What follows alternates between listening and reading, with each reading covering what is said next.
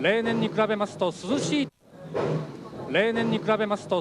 と言っていいんでしょう。日差しよりも風を感じる瞬間もあります。今年の鈴鹿サーキットです。ポッカインターナショナル1000キロ耐久レース25回記念大会でもあるこの今年の鈴鹿戦隊、これからお伝えしてまいります。解説はレーシングカーエンジニアの安田隆さんです。どうぞよろしくお願いします。よろしくお願いします。見どころいかがでしょう。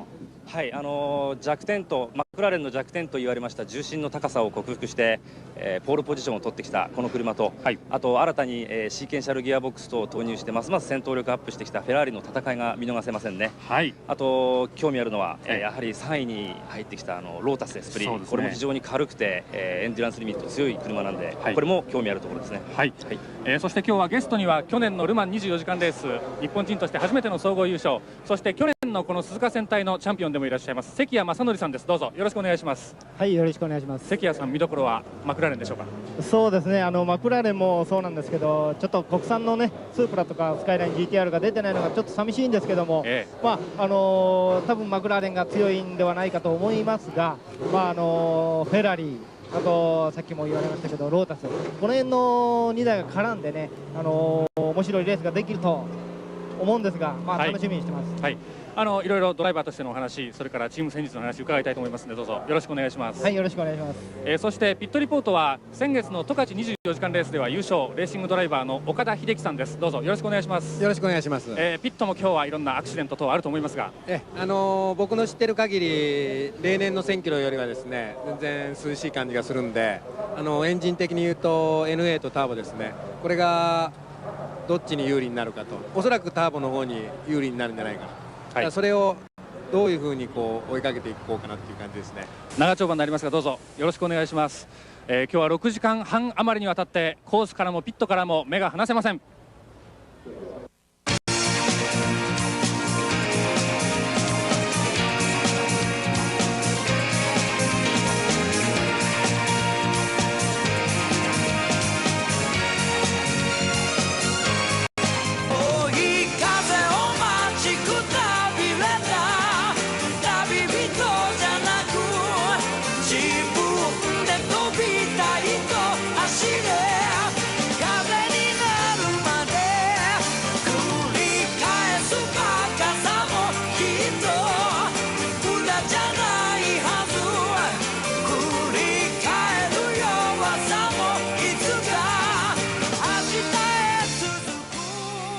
この番組は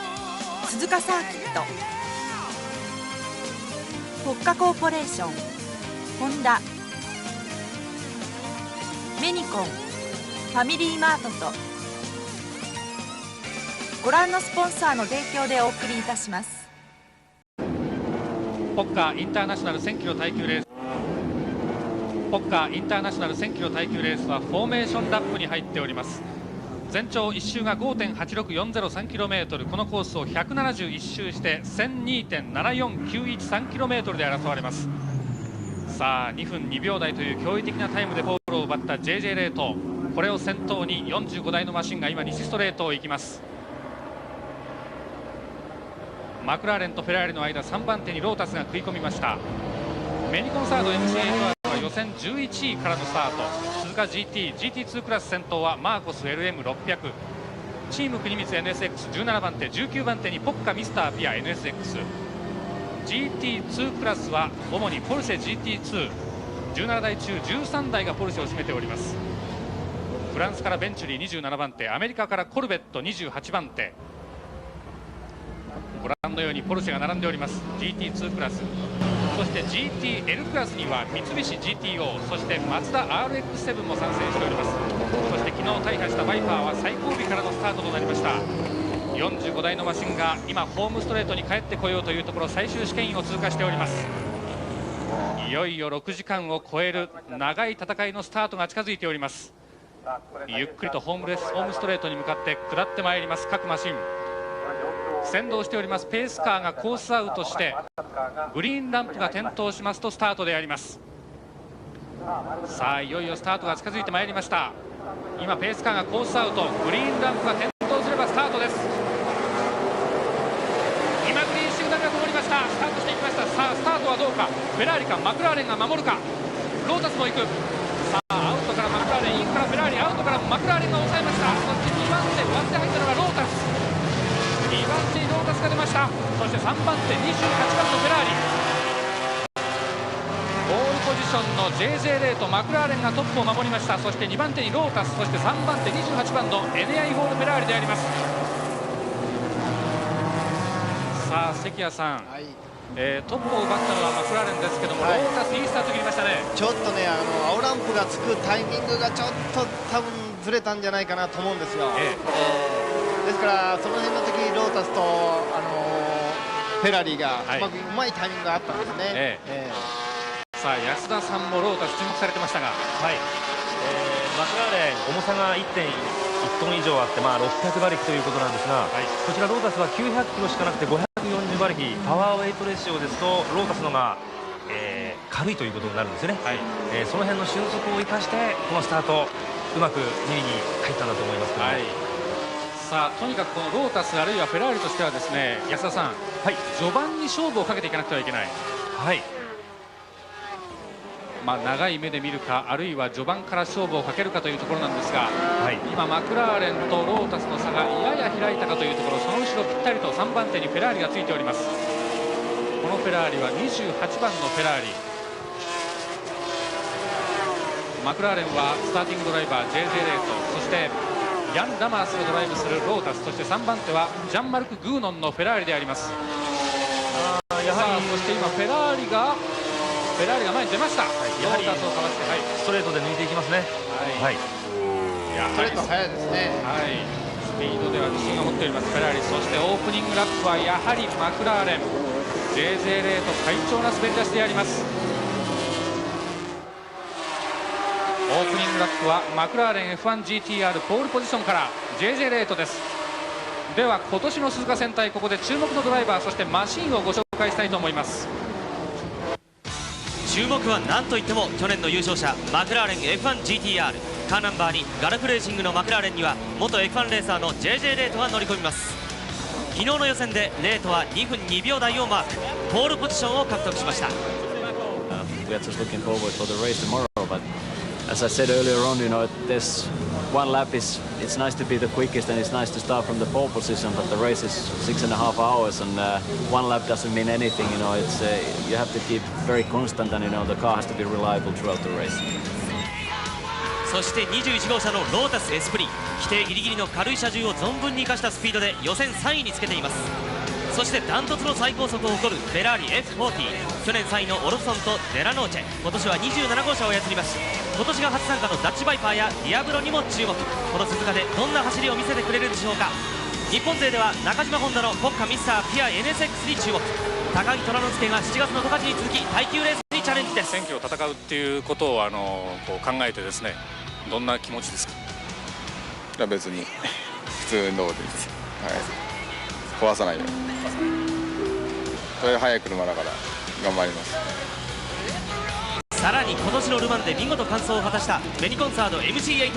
国内からは唯一鈴鹿スーパー GT クラスに参戦します。レースですからね、やはりまず完走を考えて、次少しでもね上位に入ることができればと思いますけどね。さあレースは3周目に入ろうというところですが、これはホームストレート、フェラーリがインを取りそうです。マクラーレンは今かわしました。第1コーナー入り口で28番のフェラーリ、マクラーレンをかわしていきました。やはりストレートスピードありますね。フェラーリのストレート速いですね。やはりトルクのあるフェラーリ、最終試験からの立ち上がりいいんですかね。そうですね。フェラーリが3周目トップを奪いました。そして JJ レートをドライブするマクラーレンが2番手に下がっています。さて VTR でもご覧いただきましたが、今回の鈴鹿1000キロ耐久レースはこのスーパー GT クラスは日本車としてはチームメニコンサード1台という、関谷さんちょっと寂しい、ちょっと寂しいですよね。やはりスープラとか GTR とか、やはり日本で走ってる車がちょっと出てもらいたかったですよね。現在トップは3周目フェラーリ F40 カーナンバー28番です。スターティングドライバーはジャンマルク・グーノン、そしてこのチームはエリック・ベルナール、そしてポール・ベルモンドという3人、豪華ですね。3人とも元 F1 ドライバーです。そして2番手を走っておりますガルフ・マクラーレン、これは去年関谷さんが乗られたマクラーレンとそうですね、同じチームですね、はい、だからドライバーが、僕と JJ と変わって、はい、もう一人ジェームス・ウィーバーって選手がいるんですが、そうですね、サム選手と変わっているということですね。ガルフ・マクラーレンはレイベルム、ジェームス・ウィーバー、そして JJ レート、その前を行きますカーナンバー28フェラーリ F40。 とにかくフェラーリ F40 は今年この BPR 開幕6連勝開幕5連勝のマクラーレンに初めて黒星をつけたというフェラーリであります。その同じフェラーリカーナンバー28番、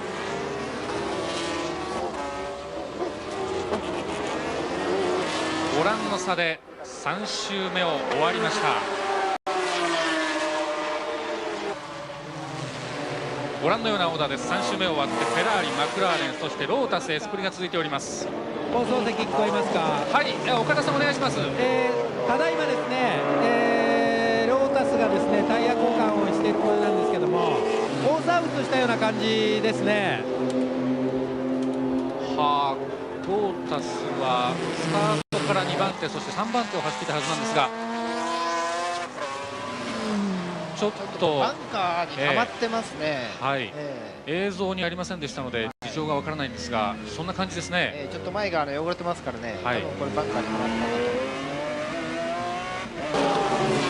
まったと。そしてこちらはメニコンサード MC8R ですが、ホームストレート、これはピットロードの終わりのあたりでしょうか。はい、はい、さあルマンでは24位完走というメニコンサード MC8R ですが、はい、これエンジンルーム覗いてますね、何かエンジンに問題があったんでしょうか。さあそして2番手を走っておりますこちらマクラーレン、フェラーリとマクラーレンの差ご覧のようになっております。だんだん開いてます。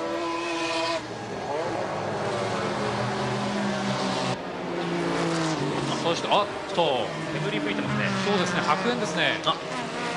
国家ミスターティア NSX スターティングドライバーは黒沢拓也。これはもうアンダーカウル火がついたって、これ早く逃げた方がいいですね。この NSX は今回なんといっても先ほどもご覧いただきましたように高木虎之介選手がドライブするということで注目を集めてますが、中島悟監督です。ドライバー気が付いてるんでしょうが、エンジン、そのまま走り続けているということは、もしかしたらこれ漏れてるのはトランスミッションのあたりからでしょうか。エンジンではないような気がしますけどね。高木選手のちょっとドライブ見たいんで、走ってもらいたいですけどね。金曜日のフリー走行の後にミッションオイルが漏れているんではないかという状況もあったんですが、きっとしかしそのあたりケアして臨んだんでありましょう、この NSX です。その辺ちょっと引きずってるのかもしれないですね。入りましたね。ヒットインしました。高木虎之介、佐藤浩二、そしてスターティングドライバー現在は黒沢拓也。去年と同じ車両を使っているというこのポッカピア NSX です。さあ心配な状況ですが、放送席聞こえますか。はい、どうぞ。今消火器をかけまして、黒沢選手ですね、今飛び降りるようにしておりましてね、やっぱりエンジンフードのところからですねかなり煙が立ち込めてます。かなりやっぱりドライバーしてるとね、火は怖いんですよ。いつドカンでこう来るような感じがしますもんでね。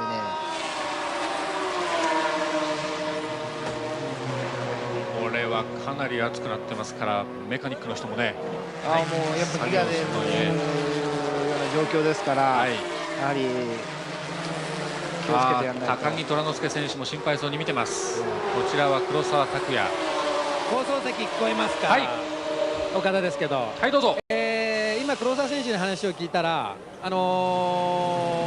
線でですね、とにかく何があるか分かんないんで、とにかく入ってたら降りろということに言われたらしくて、今ピットの方にやっぱりお尻のから入れてますね。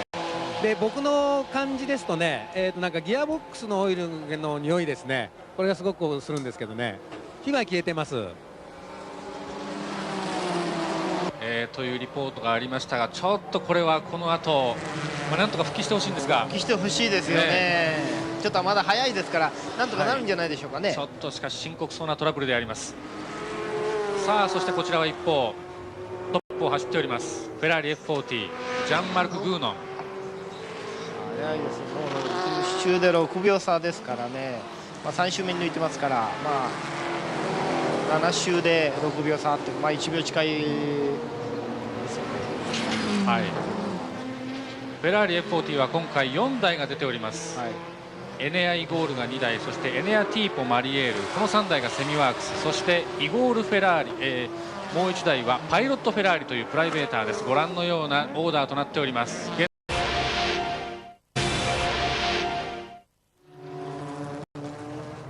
トップは20周目に入っております。ご覧のエネアティーポマリエール F40、 こちらは現在10位、19周目を走っております。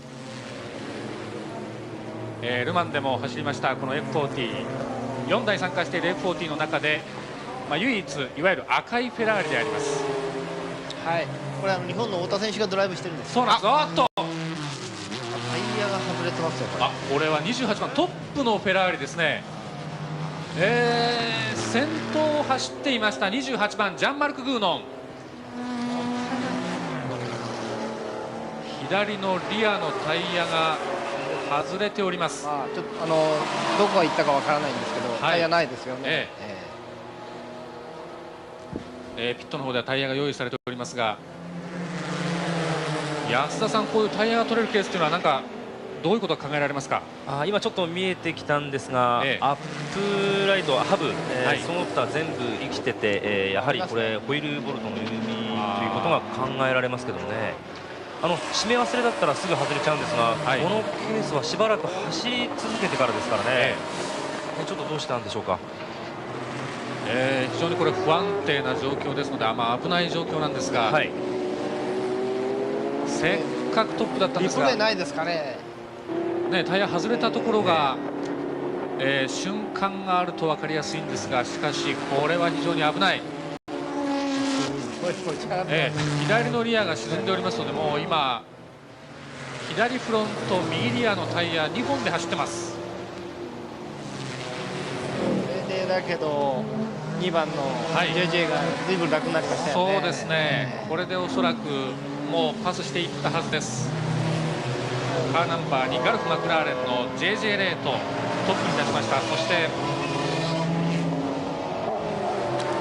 2番手に27番、もう1台のエネアイゴールフェラーリが上がったようです。やはりピットに入ります。今 130R ですから、これ外れたのはかなり前ですよね。そうですね、結構距離走ってますから、アップライトとかローアームとかその辺打ってないかどうか非常に心配なところですけども、なんとか復帰してもらいたいものです。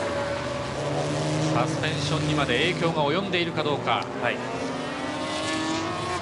カーナンバー28、序盤からアクシデントです。タイヤつけてすぐ行けるような状況だといいんですけどね。さあ、そしてこちらトップに立ちました JJ レート、カーナンバー2ガルフ・マクラーレンです。こうなりますと先ほど放送席聞こえますか。どうぞ。今、ピットに入ってきましたトップの28番のフェラーリですね。ドライバーチェンジしまして、やはりタイヤが取れてるんで、それをチェックして、そのまま給油も済ませるんじゃないかなという感じですね。これちょっとエアジャッキが上がらないようですね。エアジャッキをこすったかなんか、一生懸命今やってますね。これは痛恨のアクシデントであります。序盤フェラーリ F40、そして現在トップはマクラーレン JJ レートです。2番手に上がったのが27番アンダーズ・オロストンがドライブしますエネアフェラーリです。今20ラップ目なんですけどね、2分8秒 JJ が、オロストンが2分8秒同じぐらいのタイム出してるんですね。ちょっとビハインドが13秒ぐらいですから、随分差はついてますね。しかし JJ レートの予選のタイムに見ましても2分2秒台というね、関谷さん、これどうご覧になりますか。いや、去年僕らの予選タイムが2分6秒だったんですよね。もう4秒近い短縮してるんで、やはりかなりの車の改造してるなっていうふうに思いますね。ルマンでもね、かなりタイムアップしてたんですけど、鈴鹿で4秒近いっていうのは大きいですよ。すごい改造だと思います。かなりエンジン重量とかね、ミッションとかかなり手加えてるみたいで、安田さんその辺だいぶはい、調べてきたところによりますとですね、まずエンジンが、15ミリ以上下げてあって、マクラーレン非常に弱点だと言われたエンジンの重量がしかも高いところにあるというその辺の弱点というのをですね、全て解決してきてるんですね。これによってドライバーが乗った時のその車の動きのフィーリングっていうのはもう全く違う、車ぐらいに感じるということですね。見てても、去年の車は全然動きいいですよ。そうですか。それ以外にはですね、各部の合成アップ、トランスミッション、アルミニウム合金からマグネシウムに変える等をしてとにかく軽量化を果たし、シャーシの合成等も上げてきているということですね。今ピットに入ったのがこちらはフランク・ミュラー・マクラーレンです。カーナンバー9、ファビアン・ジロワ、そしてジャン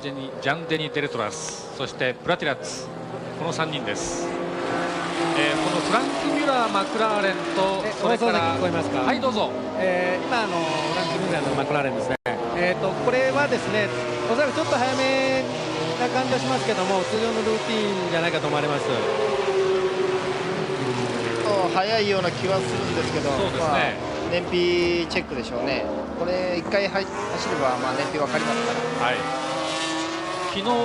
JJ レイトにインタビューしましたら、大体ワンスティント1時間10分くらいになるんではないかという話をレイトはしてたんですが、フランク・ミュラー、これはかなり早いピットインと言っていいでしょう。そうですね、多分 GTC JJ あたりは27、8ラップ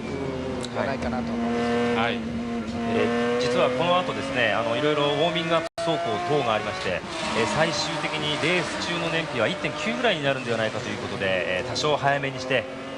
一度チェックして、しっかりレースディスタンス走った時のチェックをして、それから徐々に伸ばしていくなり作戦をもう一度考えるということを監督の方は言ってましたね。そうですか。はい、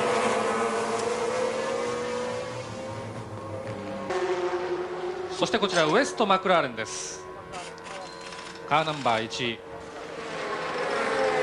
スターティングドライバーはトーマス・ブッシャーでしたが、ここでニールセンでしたが、ここでブッシャーに変わったんでしょう。このウエスト・マクラーレンは去年の BPR シリーズのチャンピオンです。去年も3位になってるんですよね。はい、そうですね。去年のこの鈴鹿戦隊でも3位に入ってます。そしてこちら先ほどからトップを走っておりますガルフ・マクラーレンは現在この今年の BPR 選手権1位を走ってます。さあ、このレートもピットインですね。はいはい、さあ、カーナンバーにトップの JJ レート、ガルフ・マクラーレンもピットに入ってまいりました。これもですから予想よりはフェラーリです。ディアブロエネアティ・ポマリエル・フェラーリ F40、ここは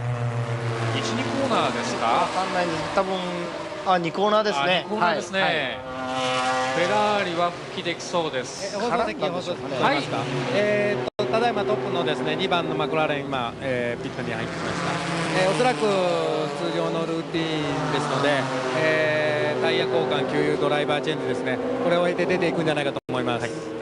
27周目ですから、そうですね、予定通りだと思います。JJ からレーベルムですね。はい、オーナーですけどね。そうですね、このカーナンバーにガルフ・マクラーレンの車のオーナーということですね。そうですね。レイベルムオーナーがだけど去年僕も一緒に走ったんですけどね、早いんですよ。46歳年は僕と一緒ですけどね僕とねそんなタイム差も大きくはないんですよ。1秒か2秒ぐらいで走っちゃうんで、このおじさんはすごいなと思いましたけどね。レーシングドライバーといいますか、銀行をね、この方はね、なんかチェーン店とか、なんかそうですか、会社を経営してらっしゃるんで、とにかくお金持ちのことを実ですね。ガソリンを地面にくっつけて入れてからタイヤ交換しなきゃいけないということでちょっと時間かかってしまうんですね。さて、ご覧のようなオーダーです。6位までにマクラーレンが4、北海インターナショナル1000キロ耐久レース、序盤トラブルに見舞われた有力者メリコンサード MC8R、 そしてロータスエスプリはコースに戻ることなくリタイア。さらにポッカミスターピア NSX も姿を消しました。レースは53周終わったところで依然カーナンバー2のマクラーレンがトップを守っています。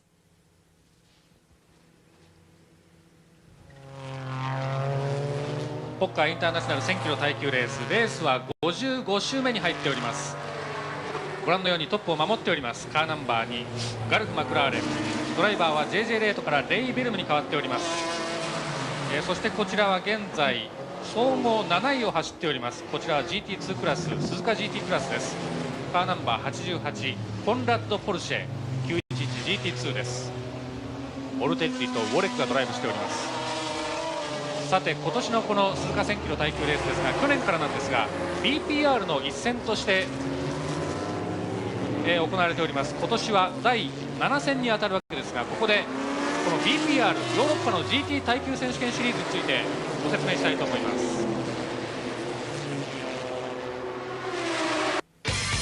BPR シリーズは現在唯一 FIA 公認の国際的 GT シリーズです。その歴史は1994年 GT レース開催を目指して集まった3人の男たちが作った団体にそれぞれの頭文字を取って BPR と名付けたところから始まりました。There was no more GT racing available for a long time after the Group C finished. So we decided, us three, that we're going to make some races, and we started in France with the first race in Paul Ricard. インターナショナル GT 耐久シリーズとして戦われている BPR 全8戦中現在6戦終わったところでトップはカーナンバー2のガルフ・マクラーレン、 GT2 のポルシェが2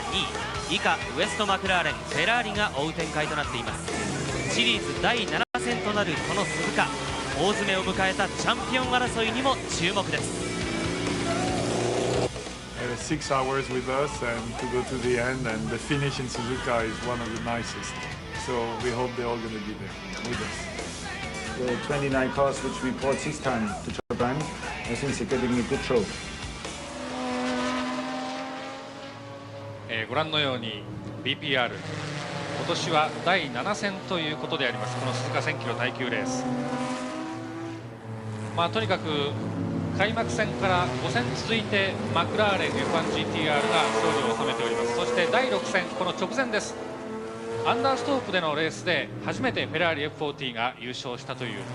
去年ほどのインパクトはないんですが、やはりマクラーレンが強いという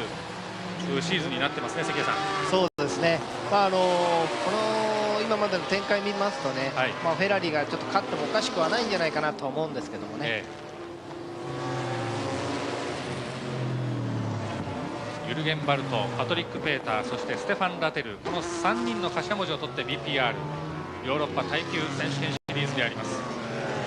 とにかく C カーの時代が、終わったという今言い方されてました。確かに終わったんですが、GT カーのレースを本当に待ち望んでた皆さんというのはヨーロッパでも多かったようですね。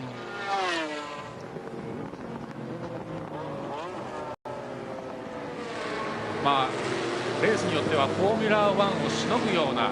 人気を集めているヨーロッパでのこの BPR 選手権であります。現在画面は7位を走ってます。プラス2位を走ってます。カーナンバー88コンラッド・ポルシェ 911GT2 です。しかし関谷さん、この BPR の一戦としてですね、日本でこういったレースが見られるというのもこれはファンにとっては嬉しいことなんですが。そうですね、この鈴鹿1000キロっていうレースもものすごい伝統のもう25回目だそうなんですよね。本当に伝統のあるレースなんで、このレースをやはりこういうふうな形で育ってきた鈴鹿サーキットっていうのも僕は感謝したいですね。1966年に始まったこの鈴鹿戦隊です。途中オイルショックの影響がありまして、レースを休止したこともあったんですが、今年で30年目25回記念大会となっております。今年のこの鈴鹿戦隊です。関谷さんも87年にもね、そうですね、もうだけども歴史が浅いからなんて言ってらんないですね。日本で一番伝統のあるレースと言っていいですね。もちろん日本で一番長い伝統があるレースだと思います、僕も。これをやはり国際格式のレースやり始めたということはすごいですね。画面はカーナンバー27、2番手につけています NI ゴールフェラーリ、こちらはアンダーズ・オロフソン、そしてルチアーノ・デラノーチェ組です。今までのエッジパターンのトランスミッションに変えてですね、このイコールフェラーリ2台ともですね6速のシーケンシャルトランスミッションを採用しているんですね。これによってですねよりフェラーリの、高回転域のパワーを使いやすくなった、ドライバビリティ、が上がったということをオロフソン選手言っておりました。かなりラップタイムもすごいコンスタントに走ってますね。先ほど出ました2分8秒から9秒、7秒というペース。あとこちらベンチリー、こちら側から見ると特になんか面白いところに止まってます。第1コーナー前ですね。カウルが、序盤も接触があってリアカウルの一部を破損したんですが、ベンチリーでちょっと分かんないですね。スピンしたのかもしれません。だいぶ破損してますね。今回唯一のベンチュリーなんで、なんとか、最後まで走り続けてほしいと思ってますけども、調子いいと速いんですよ、これ。もったいないですね。そうですね。見てるとカウルの破損だけのようですね。ジャガーですね。さあ、そしてジャガーです。非常に注目のマシンなんですよ。形はですね、関谷さんちょっとあんま好きじゃないですけど、ね、そうですか。ところがですね、これカウルを1回剥がすとですね、非常にオーソドックスな作りの中にもハイテクが盛り込まれててですね、シャシはオーソドックスなアルミハニカムモノコックフレームを使っているんですけども、フロントにエンジンがあって重量バランスがすごく良くて、車のバランスはすごくいいそうですね。僕ね、見たところミッドシップかと思ったんですけどね、フロントに12気筒してるんですよね。ドライバージェフリー・スキフニーデル、クリストフ・ブシューというこちらも豪華な顔ぶれになってます。そうですね、ジェフ選手はもう僕と一緒に何年も一緒に走ってるんでね、ここは鈴鹿を走らせたら速いですよ。さっきもタイム見たんですけどね、だいぶコンサートみたいに走ってましたから、現在第3位を走ってますジャガーです。さあ56周終わってご覧のようなオーダーです。ジャガー第3位、そしてポルシェ GT2。 ここまでは鈴鹿サーキット、国家コーポレーション、メニコン、ファミリーマート、ホンダとご覧のスポンサーの提供でお送りいたしました。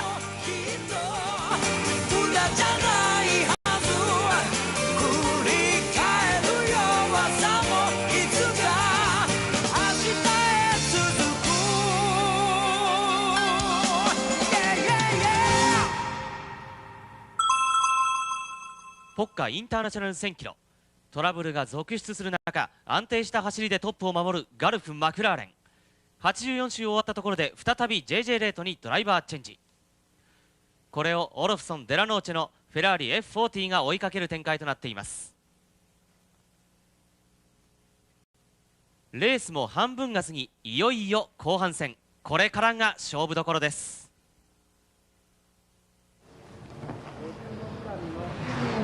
171周で争われますこの鈴鹿1000キロ耐久レース、89周目に入っております。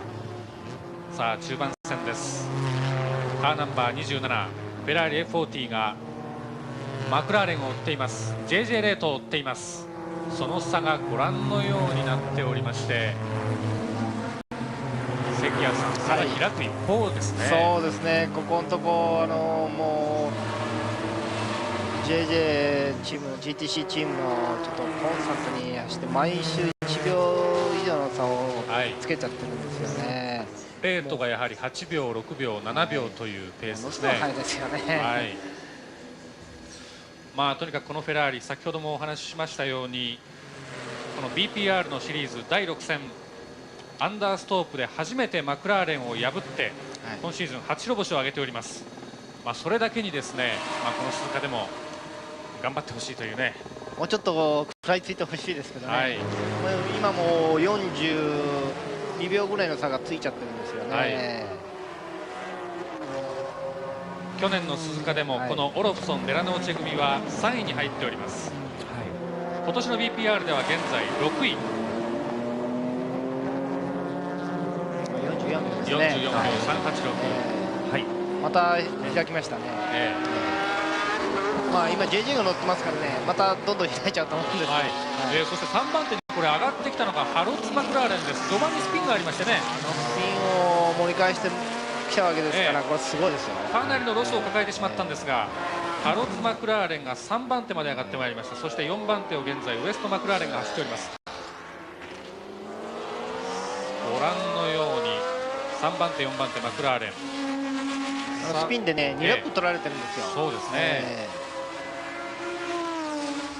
スピンで取られた上にこの3番手4番手のハロッズとウエストのマクラーレンはタイヤグッドイヤーなんですが、安田さん、はい、グッドイヤータイヤがですね今回ひどいアクシデントなんですね。そうですね、レース前にちょっと各タイヤピットの方にですね、今回どういったタイヤ選択をなされているんですかというようなことを、毎回私聞きに行くんですけども、グッドイヤーのピットやけに暗いんですよね、お忙しい中どうしても聞かなきゃいけないことなんで聞いてみたらですね、実はこれちょっとこれはチーム国光ですね、はい、エンジン上げてますから、何かあったんでしょうね。結局この辺ですか、ここからいじれるのは。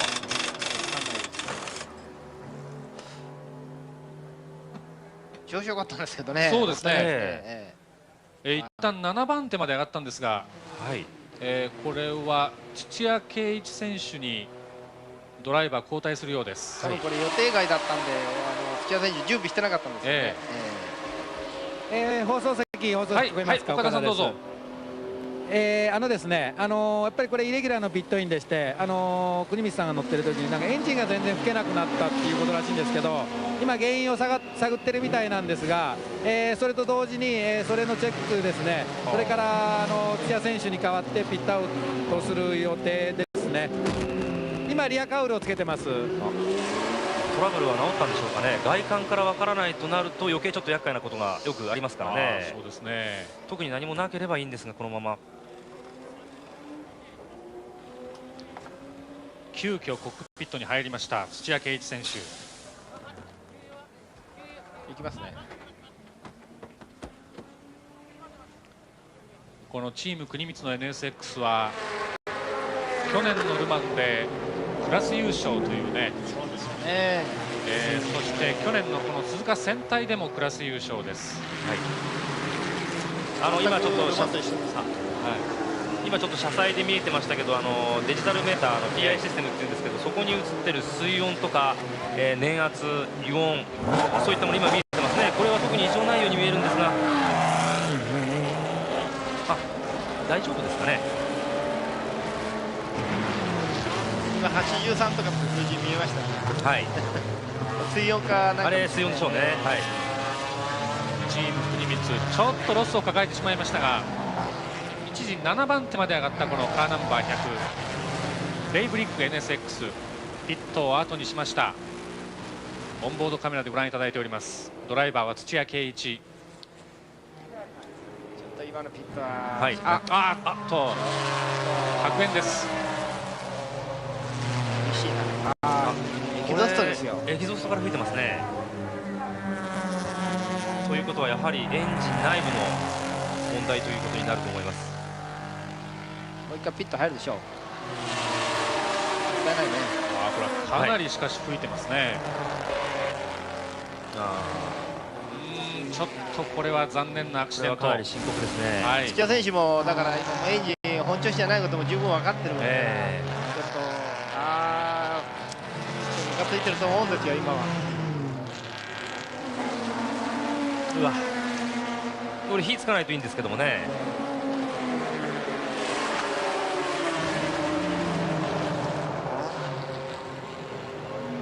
去年のルマン、そして去年の鈴鹿、順調に熟成されて仕上がってきたこのチーム国光の NSX なんですが、今年の鈴鹿ちょっとここで痛いトラブルです。高橋国光さん、そして土屋圭一選手、そして去年までは飯田明選手が乗ってましたが、今年は道上亮選手が乗ってます。道上君もさっき走ったんですけど、ずいぶん頑張って走ってましたね。心配そうな表情が映りました。高橋邦光さん。ちょ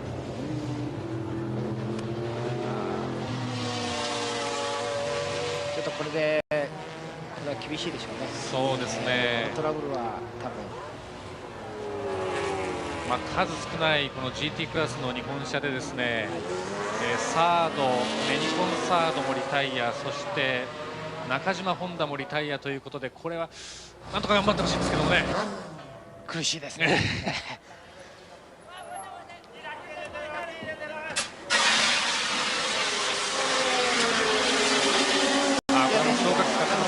降りますよ。放送席聞こえますか？はい、はい、どうぞ。今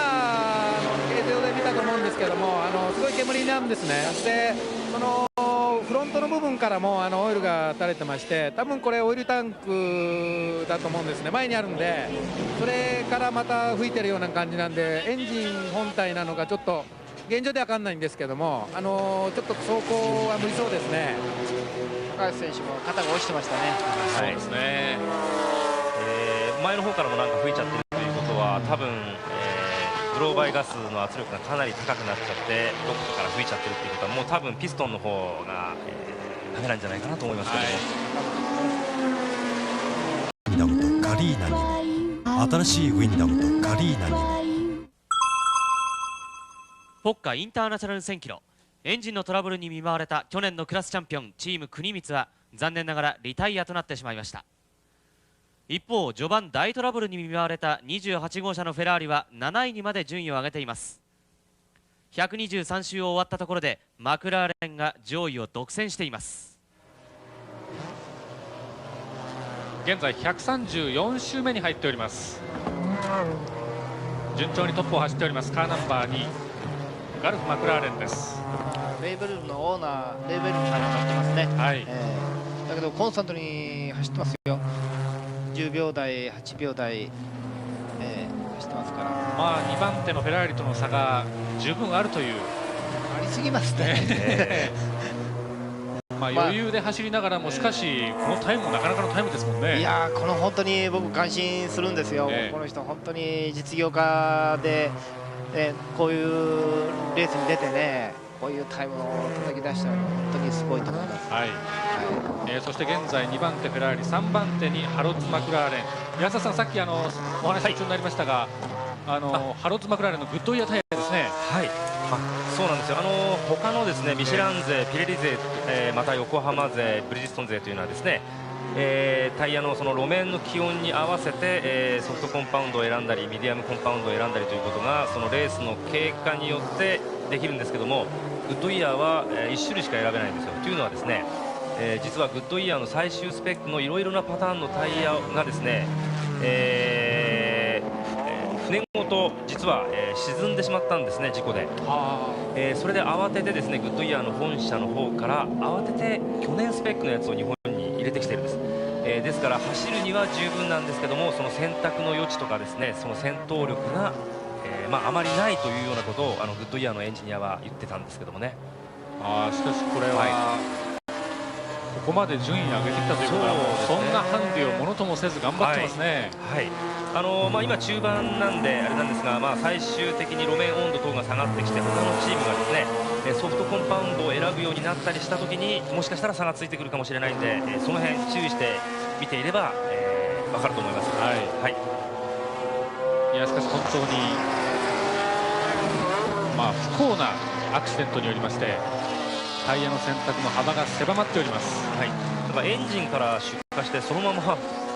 沈んでしまったんですね。船がですか。ちょっと不幸でしたね。そして2番手を走っておりますフェラーリ F40 です。この前走ってるポルシェもですね、ほとんどポルシェのワークスと言っていい存在だと思うんですけども、これが97スペックということですね。外観上はほとんどわからないんですが、ボディが、コンポジットになっていたり、エンジンのパワーが上がっていたりということです。フェラーリのラップタイムがやはり8秒、9秒、レイベルムのマクラーレンとほぼ同じタイムでそうですよね走っておりますので、なかなか差は縮まらないということになってしまいます。逆にこれ多分開いていってるんじゃないですかね。だけどこの27番のフェラーリ非常にコンスタントに走ってますよ、さっきから、ノーミスですからね。28番のフェラーリの方も同じようなタイムで走っているとすると、この2番手を走っているフェラーリに追いつくところまではいかないですが、残りの周回数考えるとやはりかなりまた上位に食い込んでくる可能性というのは、あるんで、終盤戦本当に見逃せなくなってくると思います。28番は速いですよ。たまたま5秒6秒出してますから、そうですか。しかしこれは2位との差が3分10秒ですか。ちょっと開いちゃいますね。3分ですか。もう1ラップ以上の差がついてます。だからピットインして燃料を入れても十分なあれがあるということですね。去年のマクラーレン95年モデルに比べると、30キロほど軽量化されているということですね。そうですか。ただ中には今回のマクラーレンでは、95年モデルで参加しているチームもあるようですね。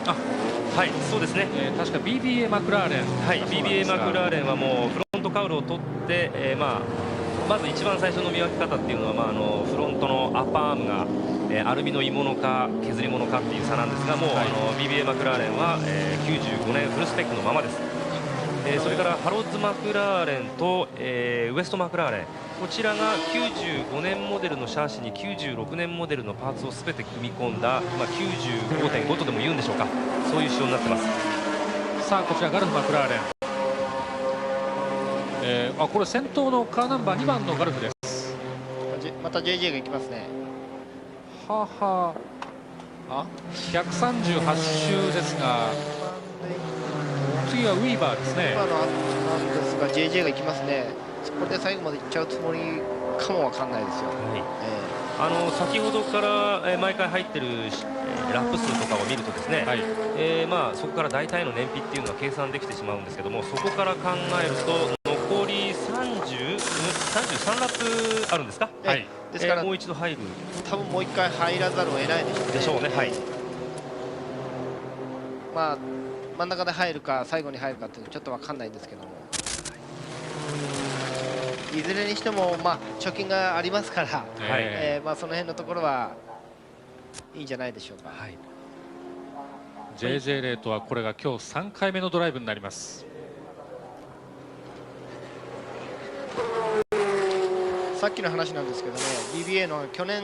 のマクラーレンですかね、予選戦まで2分9秒しか出てないんですよね。今、岡田さんどうぞ。マクラーレンなんですけどね、今 JJ が今乗って出ていったんですけども、少しスタッフの方に話を聞いたら、おそらくもう1回ピットインをして、そのまままた JJ がゴールまで行くんじゃないかっていう話でしたね。やはり燃費の問題でもう1回給油はせざるを得ないということで、しかしそのまま JJ レートが乗ってチェッカーを受けるんではないかという、今岡田さんのリポートがありました。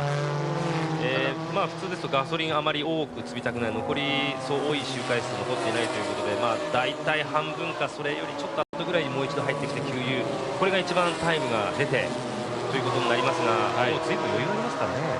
そうですね。ウィーバー選手ちょっと顔を見るとなんで俺乗せないんだっていうような顔してますけどね。まだ乗ってない。いや1回しか乗ってないんですね。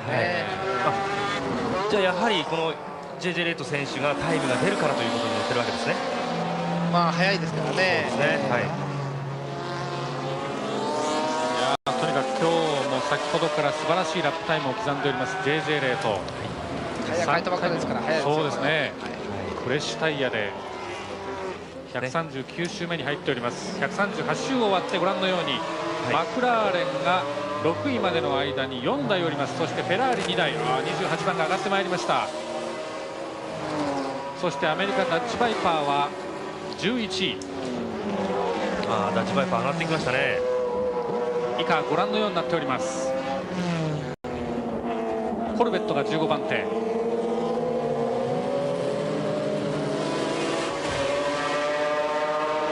そしてベンチュリーが22番手におります。そして GT2 クラスのポルシェ、エネアティーポマリエル F40 は28番。だいぶ日も落ちてまいりました。だいぶ日も落ちてまいりました鈴鹿サーキットです。もう夕方6時を回っておりますが、ライトオンのサインが出ております。6時10分を過ぎますとライトオンです。各社ライトをつけて走ります。それでもまだ7秒で走ってますよ JJ は。そうですね。27番のフェラーリが11秒ですからね。もうすごいですね。これでもバンバン離してもう差が開く一方、トップを走っておりますの快調に飛ばしております JJ レート。現在レース156周目に入っております。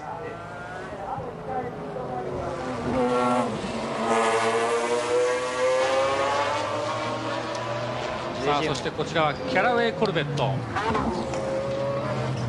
カーナンバー74です。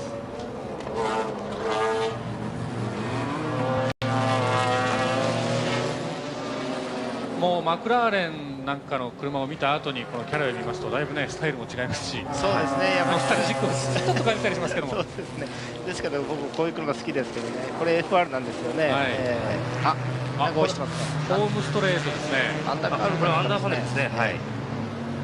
どの車が落とした？今落ちたコルベットですね。なんかまた今タイヤ飛びました。左のリアのタイヤが外れてしまったようです。これは今日は多いですね。多いです。なんかインパクトのあれに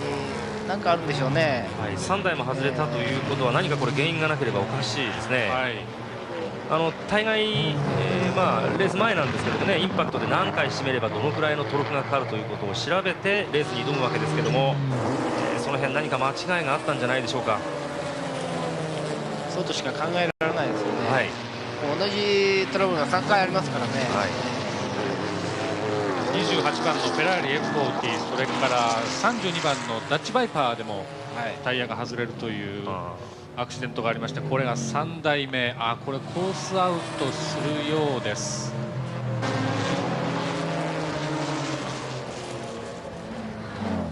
これもしかし残念な結果に終わってしまいましたキャラウェイコルベット。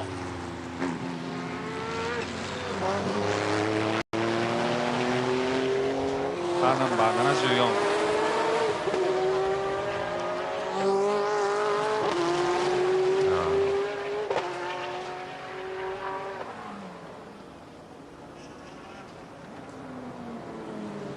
止めましたね。関谷さん、しかしこれおそらくドライバーの責任とはまた違うところにあるわけで、どんな心境でしょうね。いや、これは全くドライバーのミスではないんで、非常に悔しいですよね。僕もこういう時は本当にだけどこれピットまで帰れたらもう最後ですからね。逆にダメージ、車にも走って帰るとダメージ与える可能性ありますから、それで止めたってことなのかもしれないですね。スティール、スペースフレームで構成されて、やはりこれもエクストラックのシーケンシャル6速ギアというのをつけてるんですけども、ちょっとデフの構造がわからないんですが、これが先ほどのフェラーリのようにですね、デフが完全にロックされているタイプですと帰ってきても問題ないんですけどね。ですけどあそこまで走ってきてますから、走れなくはないと思うんですね。こちら GT2 クラスのトップを走っておりますカーナンバー56、ロークポルシェ GT2 です。これが GT2 の一番です。はい、そうです。そして BPR シリーズでも現在総合で2位に入っているというロークポルシェ GT2 です。これフロントに速いですね。これフロントに四角い口が大きく開いているのはですね、フロントに縦置きというんですかね、進行方向に平行にオイルクーラーが置いてありまして、それが横の口から逃げていくというような新しいシステムを取ってるんですね。マクラーレンと同じですね。マクラーレンラジエーターですけどね、前から入れて横に逃がしているという。今年のルマンでも総合12位、そしてクラス優勝を飾りましたこのロークポルシェ GT2、ドライバーはブルーノ・アイヒマン、そしてゲルト・ラッシュ、そしてラルフ・ケレンナースという3人です。今年のルマンではこのケレンナースがドライブして総合12位 GT2 クラス優勝です。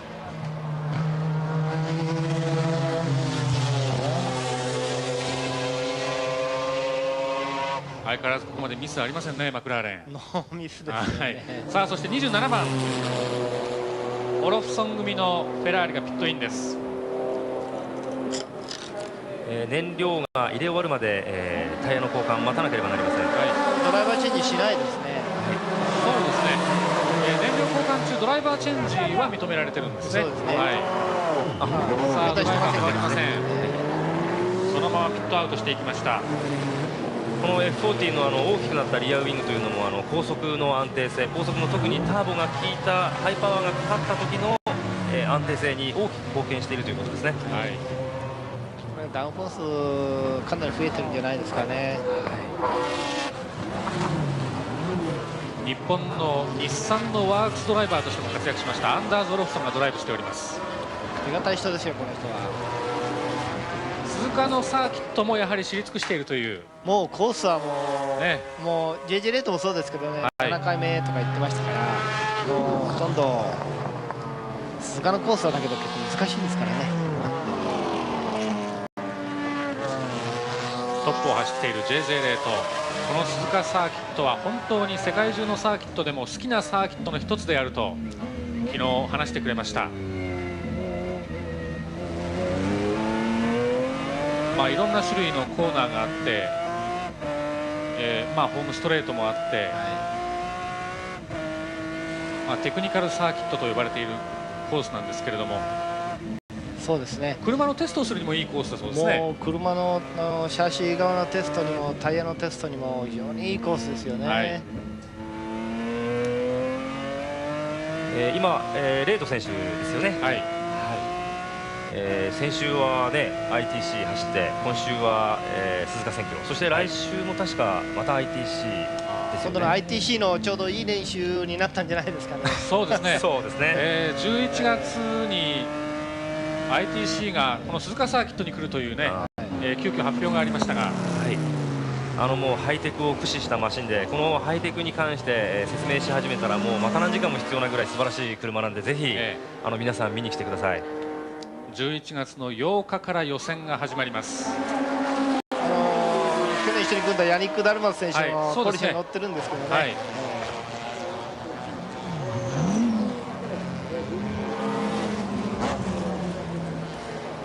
ITC のその11月8日鈴鹿サーキットに向けての、鈴鹿を思い出す意味でのドライビングにもなっています。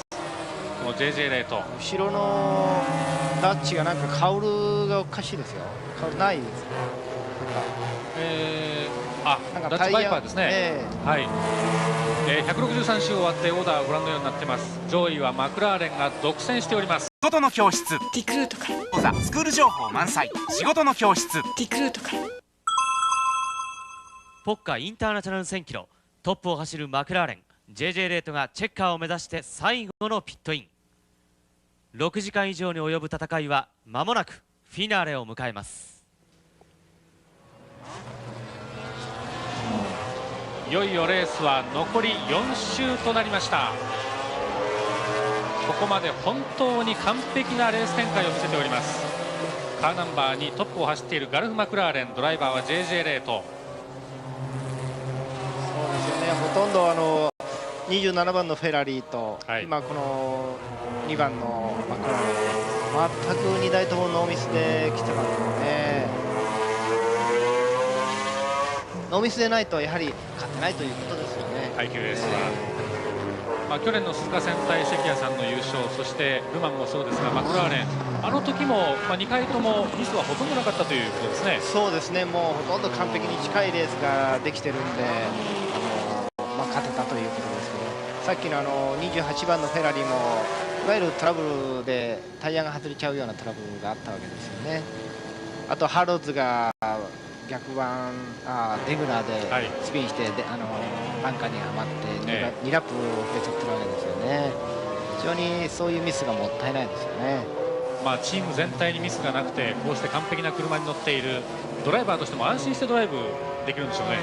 そうですよね、もうここまで来たら、とりあえず一安心かなっていうところですよね。安田さん、ここまで、ピットとしてもですね、ミスなく来たわけですけれども、どんな雰囲気でしょう。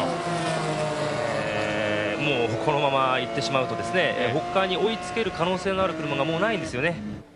このまま行くんじゃないでしょうか。もう残り少ないです。それからちょっと今気がついたんですが、マクラーレンのこのヘッドライトの照射価格っていうのが、本当に広いんですね、他の車に比べて。今多分どっかで分かるシーンが出てくると思うんですが、ほとんどもう150度ぐらいのこう照射角があるんですが、他の車っていうのはそんなにないですから、この辺もその、夜の分かりますね、これ広いですよね。照射角が広ければ広いほどやはりドライビングも夜それはもちろんですね。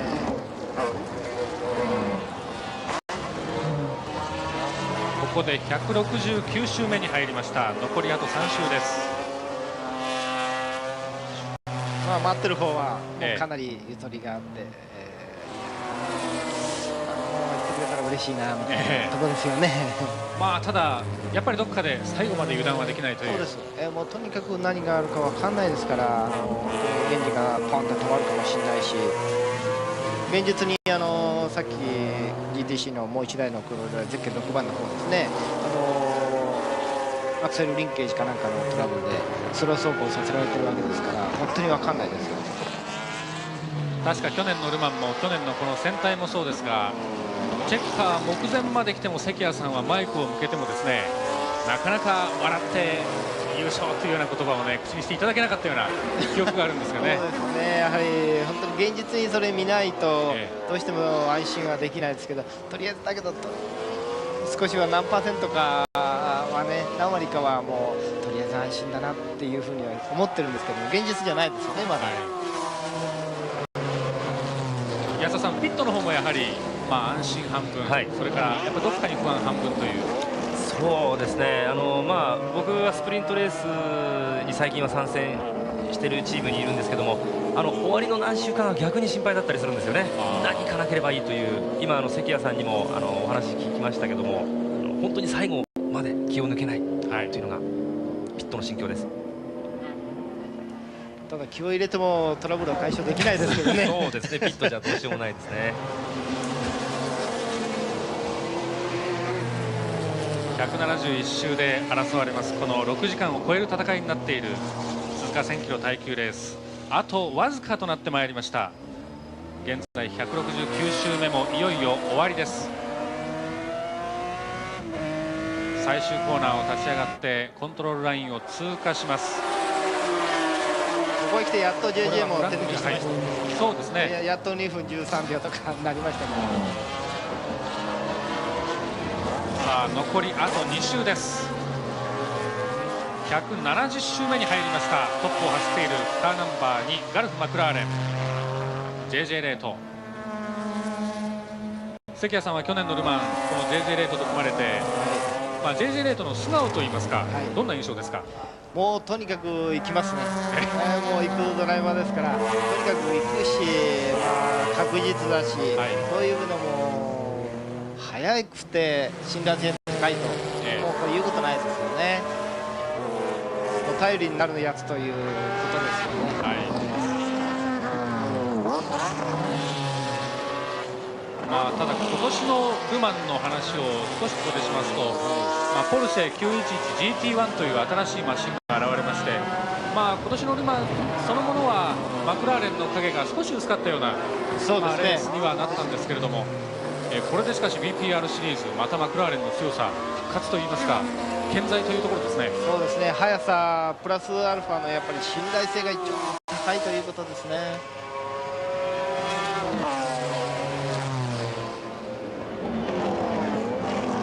ここまで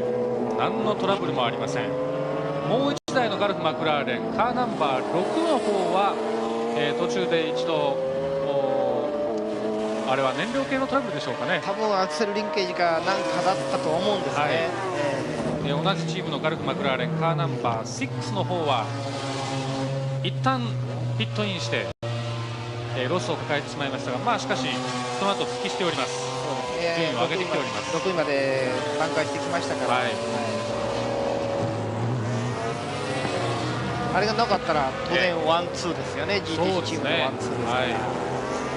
しかしあれだけのトラブルロスを抱えながらやはり上位に食い込んでくるというあたりがマクラーレンの底力というね感じがいたします。さあいよいよファイナルラップを迎えます。今年のポッカインターナショナル1000キロ耐久レース、順調に快調にトップを走っているマクラーレン F1GTR です。ガルフ・マクラーレン、去年の関谷さんが参加した優勝に続いて2連覇ということになりますね。だけど今メカニックの顔まだ、気抜いてないですよね。多分チェッカーを受けた途端にニコッとすると思うんですよ。さあ最終ラップ、 JJ レートとしては7回目の鈴鹿、 F1 で経験した6回、そして今年7回目の鈴鹿になります。これで今度の ITC にいい練習ができたんじゃないですか。そうですね。11月の ITC に向けてもいいウォーミングアップになったのかもしれません。さあ最後のヘアピンです。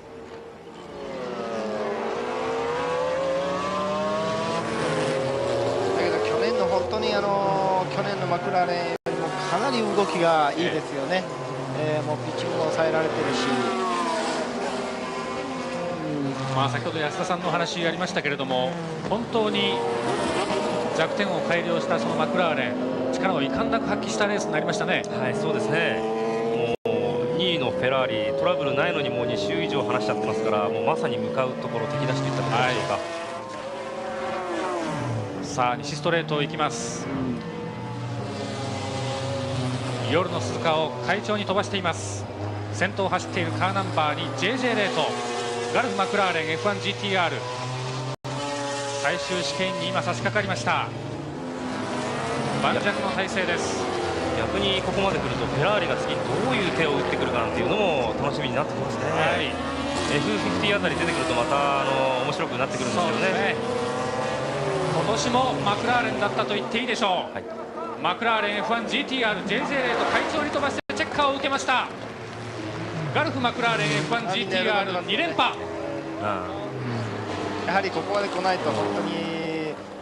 心底喜べないですよね。今回インターナショナル1000キロ耐久レース25回記念大会の今年はガルフ・マクラーレン F1GTR 見事な完勝と言っていいでしょ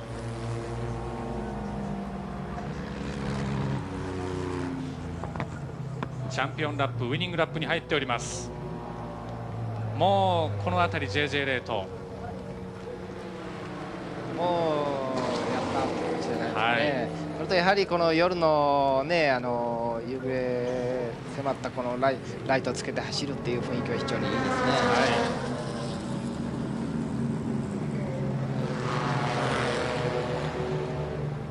この後毎年花火があるんですけどね、これ綺麗ですよ。順当にと言っていいかもしれません。フェラーリも健闘しましたけれども、結果的にはマクラーレン F1GTR、 予選で驚異的なこの JJ レート2分2秒台というタイムを叩き出したマクラーレン F1GTR が今年の鈴鹿も制しました。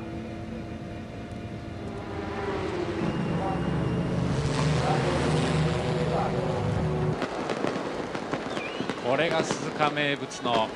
花火、マクラーレンの優勝を祝福しております。